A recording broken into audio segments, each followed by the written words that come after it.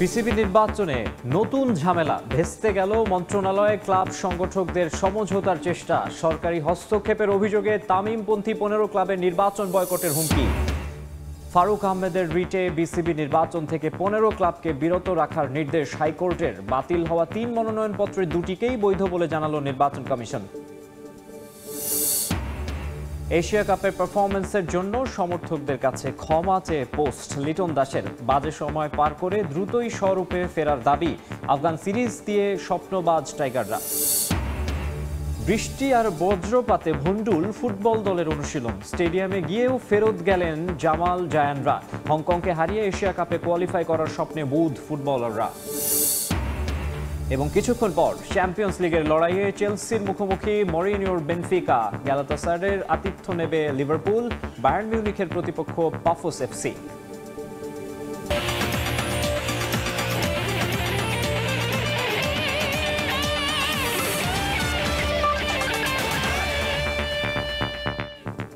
দেখছিলেন শিরোনাম, এবারে বিস্তারিত। শুরুতেই ক্রিকেটের খবর।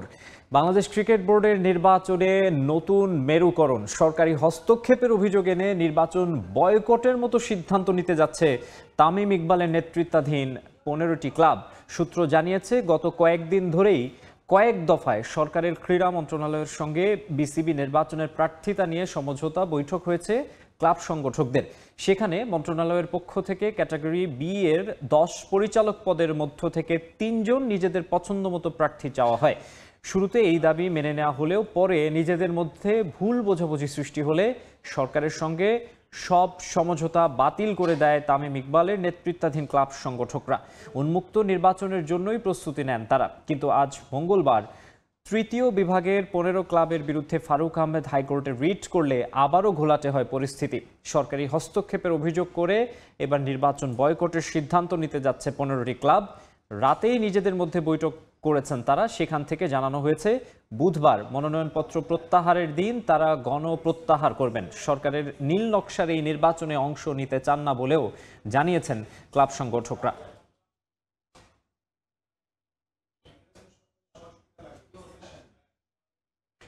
এদিকে হাইকোর্টের নির্দেশ অনুযায়ী আসন্ন বিসিবি নির্বাচনে অংশ নিতে পারবে না দুদকের তদন্তে নাম আসা 15 ক্লাব। এতে পরিচালক পদের প্রার্থিতা হারিয়েছেন ইফতেখার মিঠু ও ইসরাফিল খসরু। আর শুনানিতে প্রার্থিতা ফিরে পেয়েছেন জামালপুর জেলা ক্রীড়া সংস্থার আব্দুল্লাহ আল ফুয়াদ রেদওয়ান এবং রাজশাহী জেলা ক্রীড়া সংস্থার হাসিবুল আলম। শুনানিতে ফুয়াদ প্রার্থিতা ফেরত পাওয়ায় সরাসরি নির্বাচিত হওয়ার সুযোগ পাচ্ছেন না আমিনুল ইসলাম বুলবুল এবং নাজমুল আবেদিন ফাহিম। উত্তাপ, নাটকীয়তা, সমঝোতা। আসন্ন বিসিবি নির্বাচনকে এই শব্দগুলো দিয়ে আখ্যা দিলেও ভুল হবে না। ক্রিকেট বোর্ড পরিচালনা পর্ষদ নির্বাচনের প্রতিটি ধাপ যেন রহস্যময়। বিসিবি নির্বাচনে মোট 51টি পরিচালনা পদে মনোনয়নপত্র জমা পড়ে। তা যাচাই শেষে 3টি মনোনয়নপত্র বাতিল ঘোষণা করে নির্বাচন কমিশন। মঙ্গলবার প্রার্থিতা ফিরে পেতে আপিলের সুযোগ পান প্রার্থীরা, যেখানে জামালপুর জেলা ক্রীড়া সংস্থার আব্দুল্লাহ আল ফুয়াদ রেদওয়ান এবং রাজশাহী জেলা ক্রীড়া সংস্থার হাসিবুল আলম প্রার্থিতা ফিরে পেতে আবেদন করেন। মোট 5টি আপিলের শুনানিতে প্রার্থিতা ফিরে পান শুধু 2 সংগঠক। সর্বমোট 5টি আপিল দায়ের হয়েছিল। তার ভিতরে আমরা 2টি আপিল মঞ্জুর করেছি আর 3টি আপিল নামঞ্জুর করেছি। আমরা 2টি নমিনেশন পেপার বৈধ বলে ঘোষণা করেছি আর একটি বাতিলই রয়ে গেছে, কারণ সেখানে প্রপোজার সেকেন্ডারের সিগনেচার নিয়ে ডিসপিউট ছিল। যে প্রার্থী ওনাদের প্রপোজার সেকেন্ডারকে আনতে পারেননি, এই কারণে আমরা ওটা বাতিল করে দিয়েছি। এদিকে আসন্ন বিসিবি নির্বাচনে অংশ নিতে পারবে না দুদকের তদন্তে নাম আসা 15টি ক্লাব, এমন সিদ্ধান্ত জানিয়েছে হাইকোর্ট। তাই আদালতের আদেশ মান্য করেই চূড়ান্ত সিদ্ধান্ত আসবে বলে জানিয়েছেন প্রধান নির্বাচন কমিশন। এতে বাতিল হয়েছে ইফতেখার মিঠু ও ইসরাফিল খসরুর প্রার্থিতা। কোর্টের অর্ডার দেখে তারপরে আমাদের ব্যবস্থা নিতে হবে। কোর্টের অর্ডার আমাদের কাছে আসতে হবে, আসলে আমরা ওই অনুযায়ী ব্যবস্থা নেব। যদি কোর্ট ওদের বাতিল করে থাকে তাহলে হয়তো বাতিলই করতে হবে।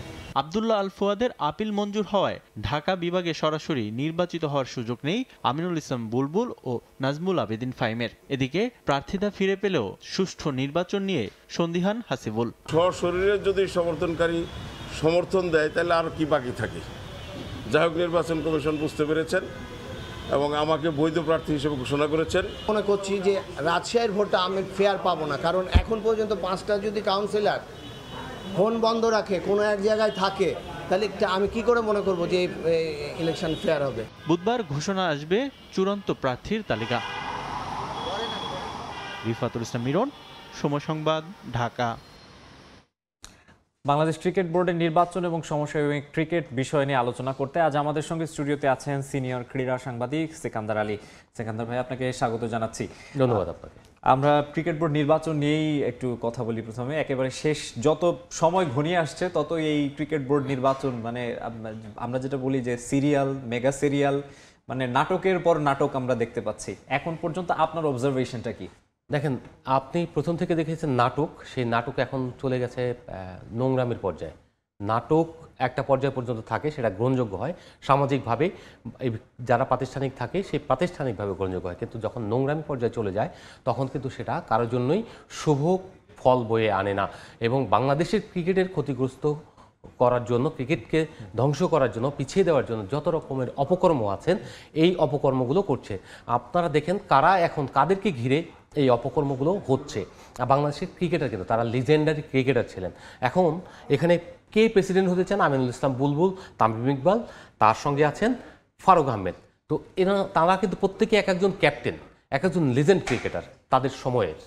যদি তাই হন তো তাদের উচিত যে এই যে এখন যেগুলি হচ্ছে সেগুলি থেকে বের হয়ে এসে একটা সুশৃঙ্খল সুষ্ঠু জায়গায় এই নির্বাচনটাকে নিয়ে যেতে পারতেন বা তারা, কিন্তু তারা সেটা না করে যেটা হয়েছেন, এটা থার্ড পার্টি, তাদের পেছনে যে শক্তিটা রয়েছে সেই পেছনের শক্তিটাকে কাজে লাগিয়ে আপনার নির্বাচনটাকে কলুষিত করার জন্য যত রকমের পথ রয়েছে সেই পথটা তৈরি করে দিয়েছে।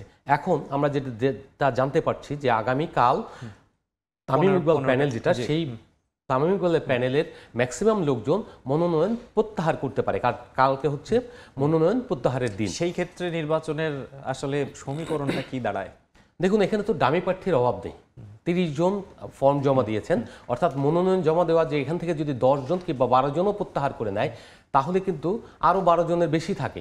তো তারা ওখান থেকে নির্বাচিত হয়ে যাবে। এখান থেকে কেউ সুযোগ নেবেন, কেউ সুবিধাটা ভোগ করবেন, কারণ সবাই তো দিন শেষে লোভী, আমরা যেটা বলবো লোভী। আমাদের ভেতরে এই জায়গায় লোভ না থাকলে এরকম কিন্তু হয় না। আপনি দেখে থাকবেন ফারুক ভাই যখন এখান থেকে চলে যায়, বের করে দেওয়া হয় তাকে, তখন তার প্রচুর সাক্ষাৎকার দিয়েছেন এই মিডিয়াগুলিতে। তিনি বলছেন ডিরেক্টর পদে কি এমন মধু রয়েছেন যে সবাই এখানে আসতে চায়। তাহলে আমি এখন প্রশ্ন করি, কি মধু আছে ভাই আপনি এখন আসতে চাচ্ছেন এখানে? এত কিছু হওয়ার পরেও ন্যূনতম যদি মানুষের মানে থাকে, আত্মসম্মান বোধ থাকে, কেউ তো আসতে চাইবে না। আপনি এই যা কিছু ঘটেছে সবাই জানি আমরা দেশে, একই এখন ধরেন বুলবুল ভাই আছেন T20 ইনিংস থেকে long innings, Tamim Iqbal same thing, একই কাজ করেছেন। তাহলে কে ভালো? কেউ ভালো এখন দেখছি না। এখন কথা হচ্ছে যে নির্বাচনটা তারপরে যদি ফেয়ার হতো, একটা ডিসিপ্লিনের মধ্যে থাকতো, তাহলে বাংলাদেশের ক্রিকেটের জন্য যারা এই পরিবর্তন আমরা দেখতে চাই, যে বিগত যে 15 বছর একটা সরকারের ব্যবস্থা ছিল, সেই সরকার ব্যবস্থাকে পরিবর্তন করে নতুন যে ব্যবস্থা চালু করতে চেয়েছিলেন তারা, যে মানুষ কথা বলবে, মানুষ তার মত প্রকাশ করবে, একটা নিরপেক্ষ নির্বাচন হবে, তারপরে এখানে কি দুর্নীতি, উচ্ছৃঙ্খল কোনো কিছু পরিবেশ থাকবে না। কিন্তু আমরা দেখছি গত 15 বছরকে ছাপিয়ে যাচ্ছেন। এখন এই যে 15 বছরকে ছাপিয়ে যাওয়া, এটা আপনি কি দৃষ্টান্ত স্থাপন করে যাচ্ছেন? একটার পর একটা আইনিতে যাচ্ছেন। আমরা জানতে পারছি যে রাতের মিটিং হচ্ছে, গভীর রাত পর্যন্ত মিটিং হচ্ছে, সেই মিটিং শেষে হুমকি ধামকি হচ্ছে। এবং যেটা জানলাম ক্লাব কর্মকর্তাদের কাছ থেকে, গত রাতে যে মিটিংটা হয়েছে সেই মিটিং শেষে যখন সমঝোতা হয়নি, সেই সমঝোতা না হওয়ার ফলে বলেছেন যে ব্যাক অফ দ্য মাইন্ড যে প্লেয়ার খেলছেন, অর্থাৎ সেই মহাশক্তিশালী ব্যক্তি, তিনি বলেছেন আমি সু করাবো এই 15টা ক্লাবের বিরুদ্ধে, অর্থাৎ যেটা আপনি করবে আর কি, রিট করবে। সেই রিটটা তিনি ঠিকই করালেন, কাকে দিয়ে? ফারুক আহমেদকে দিয়ে। এই ফারুক আহমেদ কিন্তু দুদকে নিয়েছিলেন এই ক্লাবগুলোকে। ভাই, আপনি যখন 7টা ক্লাব দাবি করেছিলেন তখন তারা দেয়নি, সেখান থেকে দ্বন্দ্বের সূত্রপাত। আজকে এই দ্বন্দ্বকে ক্যারি করে নিয়ে আসলেন কোথায়? নির্বাচন পর্যন্ত। তাদেরকে একবার বৈধ করলেন নির্বাচন কমিশন দিয়ে, আবার নির্বাচন কমিশনকে সে আদালতে নিয়ে গেলেন, আদালতে নিয়ে গিয়ে আপনি অবৈধ হিসেবে তাকে স্থগিত করে দিলেন তার councillorship. This is not fair. বাংলাদেশের ক্রিকেটের জন্য ভালো না। এটা সারা বিশ্বে যাচ্ছে। বাংলাদেশে কি হয়, কি নোংরামির পর্যায়ে চলে গেছে, সেটা সারা বিশ্ব দেখছে। সেই ক্ষেত্রে কি মানে কোনো মানে স্যাংশনের আপনি মানে শঙ্কা ভয়ের জায়গা দেখেন কিনা? আপনি যে মহাশক্তিশালী যেই সূত্রের কথা বলছেন, আমরা সবাই মোটামুটি একটা একটা একটা শুরু থেকে একটা পরিষ্কার ব্যাপার যে এই বিসিবি নির্বাচনে বিএনপি এবং সরকার একটা মুখোমুখি অবস্থানে। কিছুদিন আগে একটা প্রেস কনফারেন্সে আমি সেটা যুব ক্রীড়া উপদেষ্টা তাকে জিজ্ঞাসাও করেছিলাম যে এই মুখোমুখি অবস্থানটা, এবারের নির্বাচনটা আমরা একটু অন্যরকম ভাবে দেখতে চেয়েছিলাম বাংলাদেশ ক্রিকেট বোর্ডের। এই মুখোমুখি অবস্থানটাকে আপনি কিভাবে মূল্যায়ন করেন? তিনি বলেছিলেন এইটা নির্বাচনে থাকবেই, বাংলাদেশের যে কোনো পর্যায়ে নির্বাচনে এরকম এই মুখোমুখি অবস্থান অর্থাৎ পলিটিক্যাল এরকম ইনভলভমেন্টটা কিছুটা হলেও থাকবে। আপনি এখানে কোনো স্যাংশনের মানে শঙ্কার জায়গা দেখেন কিনা? আমার কাছে আইসিসিকে ওই রকম কোনো সংগঠনই মনে হয় না যে ফিফা কিংবা ফিনা যারা ওই সাঁতারের কিংবা জিমনাস্টিক্সের কিংবা টেনিসের তারা যে পরিমাণ শক্তিশালী।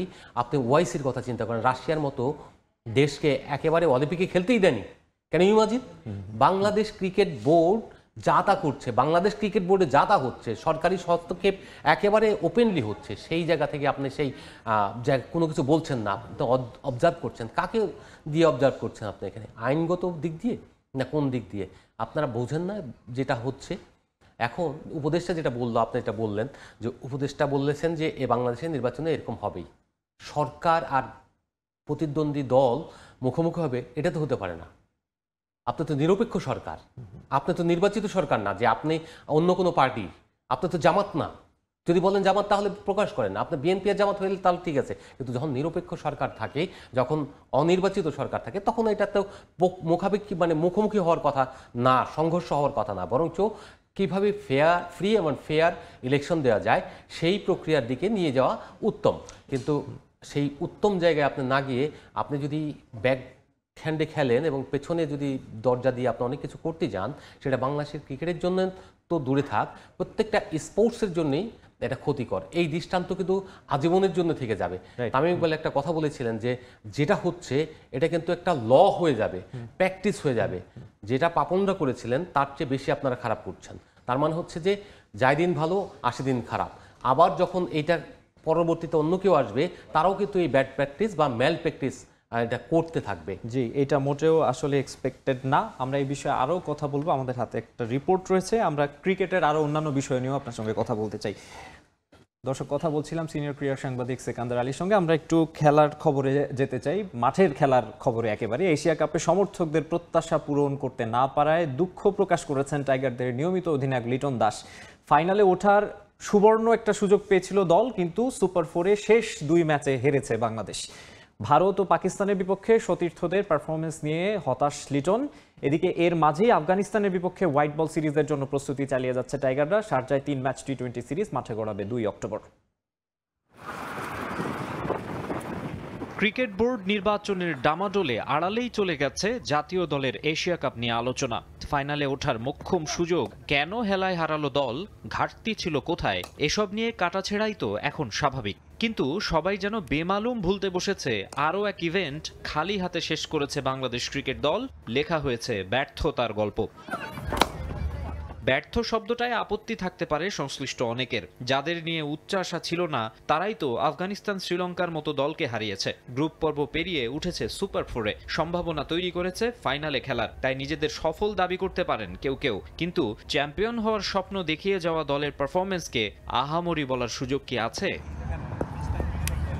ভারতের বিপক্ষে পাওয়ার প্লের বোলিং নিয়ে সমালোচনা রয়েছে, তবে সবচেয়ে বেশি আফসোস পাকিস্তানের বিপক্ষে 136 রান তাড়া করে জিততে পারেনি বাংলাদেশ দল। কাণ্ডজ্ঞানহীন ব্যাটিংয়ে ডুবিয়েছে হাতে থাকা ম্যাচ। ভারত ও পাকিস্তানের বিপক্ষে ম্যাচে খেলা হয়নি নিয়মিত অধিনায়ক লিটন দাসের।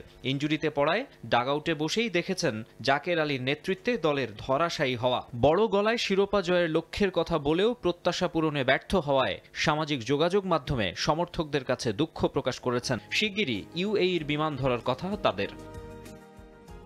মাকসুম আলম খান, সময় সংবাদ। আবারও ফিরছি আলোচনায়। সিকান্দার ভাই, আমরা রিপোর্টটা দেখছিলাম, আমি তৈরি করেছি রিপোর্টটা। সেখানে আমরা সংযুক্ত আরব আমিরাতে বাংলাদেশ দল রয়েছে, এশিয়া কাপের পরে দেশে ফেরেনি। সেখানে আরও সিরিজ রয়েছে, একটা টি-20 সিরিজ, একটা ODI সিরিজ আফগানিস্তানের বিপক্ষে। বাংলাদেশ দল এই সিরিজটা থেকে কি পেতে চাইবে আফটার এশিয়া কাপ? দেখুন, বাংলাদেশ দল অবধারিতভাবে আফগানিস্তানকে ক্লিন সুইপ করতে চাইবে, মানসিকভাবে তারা সেইভাবে হয়তো প্রস্তুত নিয়ে রেখেছে প্রস্তুতি। 6টা ম্যাচে কি এটা পসিবল? পসিবল তো অবশ্যই না, কারণ আফগানিস্তানের একটা হোম কন্ডিশন, কারণ তারা নিয়মিত ওখানে খেলে। আরেকটা ব্যাপার হচ্ছে তারা এশিয়া কাপে ভালো করতে পারেনি, গ্রুপ পর্ব থেকে বাদ পড়েছে, তাদের একটা জেদ রয়েছে। রশিদ খানের অ্যাটিটিউড তো আমরা দেখেছি যে কি করতে পারে, এবং তারা মনে করে যে তারা দক্ষিণ এশিয়া না, এশিয়ারই দ্বিতীয় সেরা দল। তো যে দল এরকম টি-20তে স্পেশালি, তো সেই দল তো চাইবেই বাংলাদেশকে উল্টো ঘুরিয়ে দিতে। বাংলাদেশের জন্য এটা নেতিবাচক হলো এই কারণে, আফগানিস্তান দেশে ফিরে কিছুদিন বা দেশে বা যেখানে হোক ফিরে বিশ্রাম নিতে পেরেছে, এই করতে পেরেছে। বাংলাদেশ কিন্তু মরুভূমিতেই অবস্থান করছে, এবং এখানে তার কিন্তু বিশ্রাম নিলেও ওই মরুভূমির যে তাপ, লম্বা সফর, এই সফরটা কিন্তু আরও লম্বাই হলো। খুব ছোট্ট করে জানতে চাই, জাকের আলীর ক্যাপ্টেন্সিকে কিভাবে মূল্যায়ন করবেন? কারণ এই টি-20 সিরিজটা তো আমরা জাকের আলীর কাছেই নেতৃত্বটা দেখছি। হ্যাঁ, টি-20 সিরিজেও তিনি ভাইস ক্যাপ্টেন ছিলেন, সেহেতু নেতৃত্বটা তার হাতেই চলে গিয়েছে, লিটন না থাকেতে। জাকির আলীকে অনেক বেশি ফ্লেক্সিবল হতে হবে, এবং তিনি অ্যাজ বিং এ ক্যাপ্টেন তিনি চান কিপিং করতে। আমার মনে হয় যে কিপিংটা সোহানের কাছে ছেড়ে দিলে তিনি ভালো করবেন, কারণ তিনি যদি কিপিংটা ওই সময় ছাড়তেন তাহলে ফিল্ডিং, সোহান কিন্তু ফিল্ডিংটা অনেক বেশি ভালো করে, তো সেই ক্ষেত্রে ভালো হতো। ওনার ফিল্ডিংটা কিন্তু বিশেষ করে কিপিংটা কিন্তু অতটা আহামরি না। তো আশা করব যে এই সিরিজে সোহানের যদি খেলেন, সোহানকে আপনি কিপিংটা দিবেন অ্যাজ এ ক্যাপ্টেন হিসেবে। দলের প্রতি আপনার স্যাক্রিফাইস করা একটা নৈতিক দায়িত্ব। তাছাড়া অভিজ্ঞতার কম থাকার কারণে আপনার বোলিং সাফল বলেন, অন্য কিছু বলেন, লিটনের মতো পারবে না আমার যতটুকু ধারণা। তবে বাইরে থেকে যদি ডিরেকশনটা ঠিক মতো দেওয়া যায় বা পেতে পারেন, তাহলে আমার মনে হয় যে কিছুটা ঘাটতি তো পুষিয়ে নেবে। একটা ভালো দিক হলো যে তিনি ভাইস ক্যাপ্টেন হিসেবে একটু তৈরি হয়ে উঠছেন, এই তৈরি হওয়াটা সামনে কাজে লাগবে। রাইট, ধন্যবাদ আপনাকে আমাদের স্টুডিওতে এসে সময় দেওয়ার জন্য। দর্শক, বাংলাদেশ ক্রিকেট বোর্ডের নির্বাচন এবং বাংলাদেশ দলের সামনের যে সিরিজ রয়েছে সেগুলো নিয়ে কথা বলতে আমাদের সঙ্গে স্টুডিওতে উপস্থিত হয়েছেন সিনিয়র ক্রীড়া সাংবাদিক সেকান্দার আলী। আমরা ক্রিকেটের আরও খবর জানবো। এনসিএল টি-20তে আজ ঢাকার জয়কার। রাজশাহীকে 28 রানে হারিয়েছে ঢাকা বিভাগ, আর আরেক ম্যাচে সিলেটের বিপক্ষে 23 রানে জিতেছে ঢাকা মেট্রো। এই জয়ে 4 ম্যাচ শেষে 3 জয় নিয়ে সবার উপরে ঢাকা বিভাগ, আর সমান ম্যাচে মাত্র 2 জয়ে 3 নম্বরে মেট্রো। ফুটবলের খবর। বৃষ্টির কারণে ভেস্তে গেল প্রথম দিনের অনুশীলন। হংকং ম্যাচ সামনে রেখে অনুশীলনের জন্য ফুটবলাররা স্টেডিয়ামে গেলেও প্রচণ্ড বৃষ্টি আর ভয়াবহ বজ্রপাতের কারণে মাঠ ছেড়ে উঠে যান তারা। এর আগে ম্যাচ নিয়ে লক্ষ্যের কথা জানান ফুটবলাররা। এশিয়ান কাপে কোয়ালিফাই করার যে ন্যূনতম সম্ভাবনা রয়েছে, ঘরের মাঠে হংকং চায়নাকে হারিয়ে তা বাঁচিয়ে রাখতে চান কাবরেরা শিষ্যরা।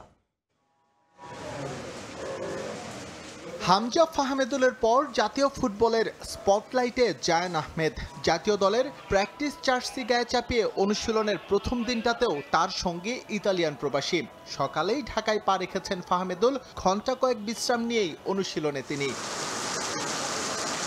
অবশ্য প্রথম দিন ফুটবলাররা অনুশীলন করতে পেরেছেন মাত্র মিনিট 5। মাঠে নামার পরপরই শুরু হয় ভারী বৃষ্টি, এর সঙ্গে ভয়াবহ বজ্রপাত শুরু হলে নিরাপত্তার কথা ভেবে ফুটবলারদের মাঠ থেকে উঠিয়ে নেন হাফিজ কাবরেরা।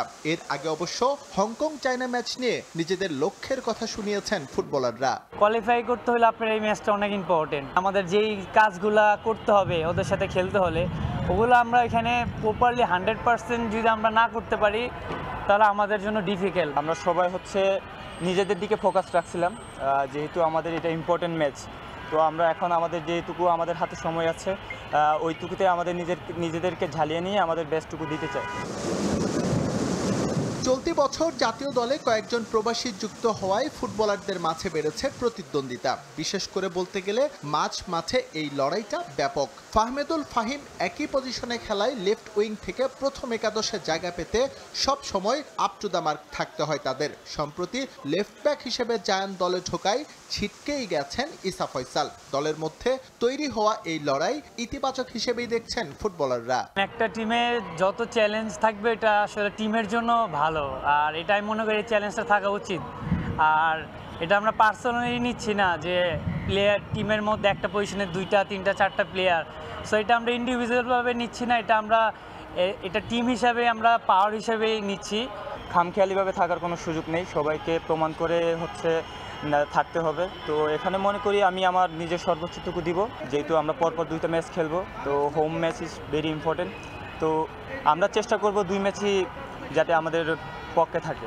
প্রায় আধা ঘন্টার ভারী বৃষ্টির পর জাতীয় স্টেডিয়ামের আউটফিল্ড ঘুরে দেখেছেন হাভিয়ের ক্যাবরেরা। মাঠ বেশি ভারী থাকায় ফুটবলারদের আর অনুশীলনে ফেরাননি তিনি। এদিকে হংকং চায়না ম্যাচের 72 ঘন্টা আগে মোহামেডান তাদের ফুটবলার ছাড়ার ঘোষণা দিলেও সেই অবস্থান থেকে সরে এসে ক্যাম্পে খেলোয়াড় পাঠিয়েছে সাদা কালোরা। এসএম ইকবাল, সময় সংবাদ, ঢাকা। খেলার সময় আরও থাকছে। এশিয়া কাপে বাজে পারফরম্যান্সের শাস্তি পেলেন পাকিস্তানি ক্রিকেটাররা। কোনো আলোচনা ছাড়াই বিদেশি ফ্র্যাঞ্চাইজি লিগের এনওসি স্থগিত করল পিসিবি। চ্যাম্পিয়ন্স লিগের খবর, ইউসিএলে আজ রাতে মাঠে নামবে জায়ান্ট ক্লাবগুলো। হাই ভোল্টেজ লড়াইয়ে মুখোমুখি হবে চেলসি ও বেনফিকা। সাবেক ক্লাবের বিপক্ষে মাঠে নামার আগে ব্লুদের সমীহ করছেন কোচ হোসে মরিনিও। স্ট্যামফোর্ড ব্রিজে ম্যাচ শুরু হবে রাত 1টায়। একই সময় গ্যালাতাসারের বিপক্ষে লড়বে ইংলিশ জায়ান্ট লিভারপুল। আর অন্য ম্যাচে স্লাভিয়া প্রাগের বিপক্ষে লড়বে ইন্টার মিলান। রাত 1টায় বায়ার্ন মিউনিখের প্রতিপক্ষ পাফোস এফসি। চ্যাম্পিয়ন্স লিগে জমজমাট এক রাতের অপেক্ষায় দর্শকরা। প্রতিপক্ষ বিবেচনায় নয়, নিজ নিজ দলের জয়ের জন্য মুখিয়ে দলগুলো। ভিন্ন ভিন্ন ম্যাচে লড়বে লিভারপুল, চেলসি, বেনফিকা, ইন্টার, বায়ার্নের মতো ক্লাবগুলো। রাতের সবচেয়ে রোমাঞ্চকর ম্যাচ চেলসি বনাম বেনফিকার লড়াই। দুই জায়ান্টের মুখোমুখি অবস্থান ছড়াচ্ছে উত্তাপ। লম্বা সময় পর আবারও চেলসিতে ফিরছেন হোসে মরিনিও। সাবেক ক্লাবের বিপক্ষে মাঠে নামার আগে নিজের দলকে পুরোপুরি গুছিয়ে নিয়েছেন দ্য স্পেশাল ওয়ান। অন্যদিকে ঘরের মাঠে চেলসির সামনেও বড় চ্যালেঞ্জ অপেক্ষা করছে। ঘরের মাঠে স্ট্যামফোর্ড ব্রিজে বেনফিকাকে আতিথ্য দেবে চেলসি। এই ম্যাচের আগে কিছুটা চিন্তার ভাঁজ দলটার, কেননা দলের সবচেয়ে গুরুত্বপূর্ণ বেশ কয়েকজন ফুটবলার আছেন ইনজুরিতে। কোল পালমার, ফোফানা, সান্তোস, কালভিদের চোট বড় চিন্তার কারণ ব্লুদের জন্য। শুধু তাই নয়, কনফারেন্স লিগ ও ফিফা ক্লাব বিশ্বকাপ জয়ের পর চ্যাম্পিয়ন্স লিগ মিশনটাও হয়নি প্রত্যাশা অনুযায়ী। নিজেদের প্রথম ম্যাচেই হারের ক্ষত পায় দলটা। ইপিএলেও খুব একটা ভালো অবস্থানে নেই মারেস্কা বাহিনী। 6 ম্যাচের মোটে 2টিতে জয়ের মুখ দেখেছে তারা। তবে ঘরের মাঠে এবার বেনফিকার বিপক্ষে ঘুরে দাঁড়ানোর প্রত্যয় এনজো মারেস্কার দলের। যদিও সে মিশনটা খানিক কঠিন হবে ব্লুদের জন্য। 20 বছর পর আবারও বেনফিকার দায়িত্ব নেয়ার পর প্রিমিয়ার লিগে একটি ম্যাচে দায়িত্ব সামলান মরিনিও। সে ম্যাচে জয় পেয়েছে দলটা। তবে চ্যাম্পিয়ন্স লিগে এখন পর্যন্ত এক ম্যাচে মাঠে নেমে প্রথমটিতে হারের ক্ষত পেয়েছে বেনফিকাও। আর অতীত ক্লাব চেলসিতে ফিরে আর চেলসিকে অনেক শিরোপা জেতানো হোসে মরিনিওর সামনে এবার চ্যালেঞ্জ স্ট্যামফোর্ড ব্রিজে ফিরে বেনফিকাকে জয় নিয়ে ফেরার। অতীত পরিসংখ্যানে চেলসি এগিয়ে থাকলেও এই ম্যাচের আগে অতীত ভুলে বর্তমান নিয়েই ভাবতে চান কোচ হোসে মরিনিও। এদিকে একই দিন গ্যালাতাসারাইয়ের বিপক্ষে মাঠে নামবে লিভারপুল। ইপিএলে ভালো ছন্দে থাকা দলটার চ্যাম্পিয়ন্স লিগে অভিযানও হয়েছে প্রত্যাশা অনুযায়ী। উল্লেখযোগ্য কোনো ইনজুরি না থাকায় এই ম্যাচের আগে নির্ভর কোচ আর্নে স্লট। মোহাম্মদ সালাহ, আলেকজান্ডার আইজাক, ভ্যান ডাইক, গ্যাকপোদের নিয়ে সম্ভাব্য 4-2-3-1 ফরমেশনে স্কোয়াড সাজানোর পরিকল্পনা কোচের। আর গ্যালাতাসারাইও চাইবে এই ম্যাচ ঘরের মাঠে কোনোভাবে হাতছাড়া না করতে। আরেক ম্যাচে বায়ার্ন মিউনিখের প্রতিপক্ষ পাফোস এফসি। লম্বা ইনজুরি তালিকা নিয়ে অস্বস্তিতে আছেন কোচ ভিনসেন্ট কোম্পানি। প্রতিপক্ষ নামে ধামে পিছিয়ে থাকলেও তাদের সমীহ করছে বাভারিয়ানরা। ইউসিএলে এবারের জার্নির প্রথম ম্যাচেই জয় পেয়েছে দলটা, তাই এ ধারা অব্যাহত রাখতে বদ্ধপরিকর বায়ার্ন। একই দিন স্লাভিয়া প্রাগের মুখোমুখি হয়ে জয়ের জন্য লড়বে Italian giant Inter Milan. Tajin Khandakar, Somoy Sangbad. আবারও ক্রিকেট। এশিয়া কাপে ভরাডুবির পর কঠিন সিদ্ধান্ত নিল পাকিস্তান ক্রিকেট বোর্ড। ক্রিকেটারদের দেশের বাইরের লিগে খেলার অনাপত্তিপত্র বা এনওসি স্থগিত করেছে পিসিবি। চেয়ারম্যান মহসিন নাকভি যার অনুমোদন দিয়েছেন বলে গণমাধ্যমে জানান বোর্ড কর্মকর্তা সুমায়ের আহমেদ। বোর্ডের এমন সিদ্ধান্তে বিপাকে পড়তে যাচ্ছেন ক্রিকেটাররা। ডিসেম্বরে শুরু হতে যাওয়া অস্ট্রেলিয়ার বিগ ব্যাশ লিগে বাবর, রিজওয়ান, শাহিন শাহ আফ্রিদি সহ দল পেয়েছেন 7 ক্রিকেটার। ক্রিকেটারদের ওপর সন্তুষ্ট নয় বোর্ডও। পিসিবি এবার নিষেধাজ্ঞা দিল ক্রিকেটারদের বিদেশি লিগের ওপরে, যার সিদ্ধান্তটা নিয়েছেন পিসিবি চেয়ারম্যান নিজেই। পিসিবি চেয়ারম্যানের অনুমোদন ক্রমে ক্রিকেটারদের দেশের বাইরের লিগে অংশগ্রহণের ক্ষেত্রে অনির্দিষ্টকালের জন্য অনাপত্তিপত্র স্থগিত করা হলো। পরবর্তী ঘোষণার আগ পর্যন্ত এই আদেশ বহাল থাকবে। যদিও এমন কঠোর সিদ্ধান্তের নির্দিষ্ট কারণ জানায়নি পিসিবি, তবে অনেকেরই ধারণা এশিয়া কাপে ভারতের কাছে লজ্জাজনক হারই কারণ এমন সিদ্ধান্তের। পিসিবির এই সিদ্ধান্তে সবচেয়ে বেশি ক্ষতিগ্রস্ত বাবর, শাহিনের মতো তারকারা। ডিসেম্বর-জানুয়ারিতে হতে যাওয়া বিগ ব্যাশ টুর্নামেন্টে এই দুজন ছাড়াও সালমান আলী আগা, হাসান আলী, হারিস রুফ সহ 7 ক্রিকেটার ইতিমধ্যে চুক্তিবদ্ধ হয়েছেন বিভিন্ন ফ্র্যাঞ্চাইজির সঙ্গে। এরপর আছে বাংলাদেশ প্রিমিয়ার লিগ, যেখানে পাকিস্তানের ক্রিকেটারদের কদর একটু বেশিই থাকে। তবে পিসিবির এমন কঠোরতা নতুন কিছু নয়। এর আগে ক্রিকেটারদের জন্য দেয়া হয়েছিল নানা বিধিনিষেধ। এছাড়া চুক্তিবদ্ধ ক্রিকেটারদের কেবল 2টি বিদেশি লীগ খেলার অনুমতি দেয় পাকিস্তান ক্রিকেট বোর্ড। যদিও এবারের এই সিদ্ধান্তটা নিয়ে হচ্ছে তুমুল সমালোচনা। অনেকেই মনে করেন এতে লাভের চেয়ে ক্ষতিটাই বেশি হবে, কারণ বিদেশি লিগে শুধু অর্থই নয়, ক্রিকেটারদের জন্য ক্রিকেটারদের ভিন্ন ভিন্ন চ্যালেঞ্জের সঙ্গে মানিয়ে নেওয়ারও একটা বড় মঞ্চ। তামিম হোসেন, সময় সংবাদ। এশিয়া কাপের ফাইনালে মহসিন নাকভির কাছ থেকে ট্রফি না নেয়ায় বেজায় চটেছেন পাকিস্তানের সাবেক ক্রিকেটাররা। ভারতের এমন ঔদ্ধত্যপূর্ণ আচরণে দলটাকে বহিষ্কারের দাবি জানিয়েছেন মেন ইন গ্রিনের সাবেক অধিনায়ক রশিদ লতিফ। আর ট্রফি জয়ের পরও শিরোপা নিয়ে উদযাপন করতে না পারায় টিম ইন্ডিয়াকে নিয়ে রীতিমতো ঠাট্টা করেন আরেক সাবেক ক্রিকেটার শোয়েব মালিক। এশিয়া কাপের রোমাঞ্চকর ফাইনালে পাকিস্তানকে হারিয়ে চ্যাম্পিয়ন হয়েও ক্ষান্ত হয়নি ভারত। এসএসসি চেয়ারম্যান মহসিন নকভির কাছ থেকে শিরোপা গ্রহণে অস্বীকৃতি জানায় মেন ইন ব্লু। ট্রফি ছাড়াই উদযাপন করে টিম ইন্ডিয়া, জানিয়ে তৈরি হচ্ছে একের পর এক জটিলতা। পাকিস্তানি ক্রিকেটারদের সঙ্গে হাত না মেলানো, বাগবিতণ্ডার পর এবার ট্রফি গ্রহণ না করায় বেজায় চটেছেন পাকিস্তানের সাবেক অধিনায়ক Rashid Latif.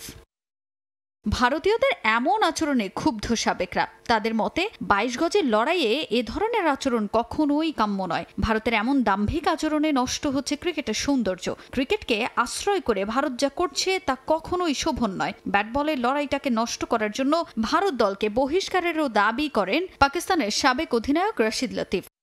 Asia cup trophy না নিয়ে ভারত যা করেছে তা খুবই অপমানজনক। এমন আচরণের জন্য ভারত ক্রিকেট দলকে বহিষ্কার করা উচিত। অন্য কোনো খেলা হলে সেটাই করা হতো টিম ইন্ডিয়াকে, কিন্তু আইসিসিতে চেয়ারম্যান থেকে শুরু করে অধিকাংশ কর্তাই ভারতীয়। তাই ভারত যাই করুক না কেন তাদের কোনো শাস্তি হবে না। ক্রিকেটের জন্য এমন দিন খুব খারাপ। দিনের আলোয় ক্রিকেটের স্পিরিটকে নষ্ট করা হয়েছে এমন কাজের মধ্যে দিয়ে। এশিয়া কাপে ট্রফি গ্রহণ না করায় ভারতকে নিয়ে হাসি ঠাট্টাও মেতেছেন সাবেকরা। চ্যাম্পিয়ন হয়েও ট্রফি নিয়ে উদযাপন করতে না পারাকে দুর্ভাগ্য বলছেন পাকিস্তানের আরেক সাবেক অধিনায়ক শোয়েব মালিক। ভারতীয় খেলোয়াড়দের ওপর মনে হয় খুব চাপ ছিল। বিষয়টা এমন যে তাদের ট্রফি জিততেই হতো। তারা শিরোপাও জিতলো, কিন্তু ট্রফিটাই হাতে পেল না। এখন হয়তো এটা নিয়ে খুব লাফালাফি করছে, কিন্তু তাদের এমন ঔদ্ধত্যপূর্ণ আচরণের জন্য আগামী কয়েক বছর চিন্তা করতে বাধ্য হবে। ওদের মন খারাপ হবে। ওরা ভাববে যে এত কষ্ট করে জিতলাম কিন্তু ট্রফি পেলাম না। যদিও চ্যাম্পিয়ন হয়েও ট্রফি হাতে না পাওয়া নিয়ে কোনো আক্ষেপ নেই ভারত ক্রিকেট দলের। তাজিন খন্দকার, সময় সংবাদ। ইসরায়েলকে সব ধরনের প্রতিযোগিতা থেকে নিষিদ্ধের দাবি জানিয়ে ইউএফাকে চিঠি দিয়েছেন 50 জন ক্রীড়াবিদ। চিঠিতে স্বাক্ষর করেছেন মঈন আলী, পল পগবা, হাকিম জিয়েশ সহ বিভিন্ন দেশের তারকা খেলোয়াড়রা। চিঠিতে তারা দাবি জানিয়েছেন, নিরপরাধ মানুষ যখন প্রাণ হারাচ্ছে তখন খেলাধুলার সংস্থাগুলোর নীরব থাকা অন্যায়। এটা কোনোভাবেই মেনে নেওয়া উচিত না। তাই গণহত্যা বন্ধ না করলে অবিলম্বে ইউএফার সব ধরনের প্রতিযোগিতা থেকে ইসরায়েলকে নিষিদ্ধের দাবিতে সোচ্চার হয়েছেন তারা। যদিও এই বিষয়ে এখনো নীরব ভূমিকায় রয়েছে ইউএফা। ভেঙে ফেলা হবে ইতালির ঐতিহাসিক স্টেডিয়াম সান সিরো। মঙ্গলবার দীর্ঘ 12 ঘন্টা বৈঠকের পর এমন সিদ্ধান্ত নেয় মিলানের সিটি কাউন্সিল। 197 মিলিয়ন ইউরোতে এসি মিলান ও ইন্টার মিলানের কাছে বিক্রি করা হবে স্টেডিয়াম এবং এর আশপাশের জমি। যদিও নতুন স্টেডিয়াম তৈরি হওয়ার আগ পর্যন্ত এই স্টেডিয়াম ভাঙা হবে না এবং সেখানেই খেলা আয়োজন করা হবে বলে জানিয়েছেন সংশ্লিষ্টরা। 1926 সালে যাত্রা শুরু 1990 সালের বিশ্বকাপের জন্য পেয়েছিল নতুন রূপ। তবে 2025 সালে এসে বিদায়ের সংকেত। ভেঙে ফেলা হবে ইতালির ঐতিহাসিক স্টেডিয়াম সান সিরো। ফিফা বিশ্বকাপ, UEFA champions league, Nations league, AC Milan কিংবা ইন্টার মিলানের বহু ঐতিহাসিক মুহূর্ত জড়িয়ে আছে এই স্টেডিয়ামে। শুধু ফুটবলই নয়, কনসার্ট সহ নানা আয়োজন হতো এখানে। ভক্তদেরও অনেক আবেগ এই স্টেডিয়াম ঘিরে। স্থানীয় রাজনীতিবিদরাও ভাঙার ব্যাপারে আপত্তি জানিয়েছিল। তাদের কাছে এই স্টেডিয়াম ইতালির ফুটবলের স্বর্গ। তাই 2019 সাল থেকে চেষ্টা করেও এটা ভাঙার বিষয়ে কোনো আলোচনাই হতে পারেনি কর্তৃপক্ষ। এবারও এমন কঠিন সিদ্ধান্ত নিতে বেশ বেগ পোহাতে হয়েছে সংশ্লিষ্টদের। এসি মিলান ও ইন্টার মিলান দুই ক্লাবই ভাগাভাগি করে ব্যবহার করে আসছে এই স্টেডিয়াম। তবে একাধিকবার সংস্কার হলেও এখানে নেই অন্যান্য আধুনিক স্টেডিয়ামের মতো সুযোগ সুবিধা। এছাড়া স্টেডিয়াম থেকে ইউরোপের অন্যান্য ক্লাবের চেয়ে আয়ের পরিমাণও অনেক কম, যার কারণে এই স্টেডিয়াম ভাঙার দাবি জানায় ইতালির দুই জায়ান্ট ক্লাব। তারা চায় এখানে শুধু মাঠ নয়, বরং বাণিজ্যিক ও আবাসিক কমপ্লেক্স গড়ে তুলতে। এদিন দীর্ঘ 12 ঘন্টা বৈঠকের পর সান সিরো ভেঙে ফেলার কঠিন সিদ্ধান্ত নেয় সংশ্লিষ্টরা। মিলানের সিটি কাউন্সিল 197 মিলিয়ন ইউরোতে এসি মিলান ও ইন্টার মিলানের কাছে বিক্রি করবে স্টেডিয়াম ও তার আশেপাশের জমি। তারাই এবার সান সিরোর পাশে করবে ৭১,৫০০ আসনের আধুনিক স্টেডিয়াম নকশাও তৈরি করেছে। মূলত 2032 সালের ইউরোপীয় চ্যাম্পিয়নশিপ নতুন স্টেডিয়ামে আয়োজন করতে চায় কর্তৃপক্ষ। তবে এখনই ভাঙা হবে না সান সিরো স্টেডিয়াম। আগামী শীতকালীন অলিম্পিকের উদ্বোধন হবে এখানে। এছাড়া নতুন স্টেডিয়াম হওয়ার আগ পর্যন্ত সব ধরনের খেলাও অনুষ্ঠিত হবে এই মাঠে। এরপর নতুন স্টেডিয়াম হওয়ার পর সান সিরো ভাঙা হলেও কিছু অংশ ঐতিহ্য হিসেবে রেখে দেওয়া হবে। তামিম হোসেন, সময় সংবাদ। এ পর্যায়ে খেলার সময় শীর্ষ সংবাদ জানিয়ে দিচ্ছে আরেকবার। বিসিবি নির্বাচনে নতুন ঝামেলা ভেস্তে গেল মন্ত্রণালয় ক্লাব সংগঠকদের সমঝোতার চেষ্টা। সরকারি হস্তক্ষেপের অভিযোগে তামিমপন্থী 15 ক্লাবের নির্বাচন বয়কটের হুমকি। এশিয়া কাপের পারফরমেন্সের জন্য সমর্থকদের কাছে ক্ষমা চেয়ে পোস্ট লিটন দাসের। বাজে সময় পার করে দ্রুতই স্বরূপে ফেরার দাবি। আফগান সিরিজ নিয়ে স্বপ্নবাজ টাইগাররা। এবং বৃষ্টি আর বজ্রপাতে ভণ্ডুল ফুটবল দলের অনুশীলন। স্টেডিয়ামে গিয়েও ফেরত গেলেন জামাল জায়ানরা। হংকংকে হারিয়ে এশিয়া কাপে কোয়ালিফাই করার স্বপ্নে বুঁদ ফুটবলাররা।